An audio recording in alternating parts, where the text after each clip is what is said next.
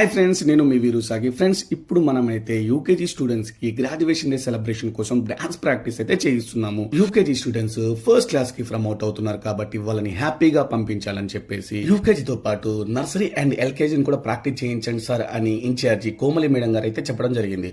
Okay మేము చేసేద్దామని చెప్పేసి ప్రాక్టీస్ అయితే స్టార్ట్ చేశాము. ఇక్కడ పెద్ద చిక్కొచ్చి పడింది. అదేంటంటే మనం చేసేది సిబిఎస్ఈ స్కూల్ కాబట్టి వీళ్ళకి ఎగ్జామ్స్ చాలా ఎర్లీగా ఉంటాయి. ఎగ్జామ్స్ కంప్లీట్ అయిపోయిన తర్వాత 20 days తర్వాత 1 week హాలిడేస్ వస్తాయి.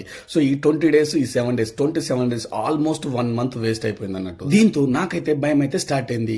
1 month గ్యాప్ వచ్చింది, పిల్లలు చేస్తారా లేదా అని చెప్పేసి చాలా టెన్షన్ పడ్డాను.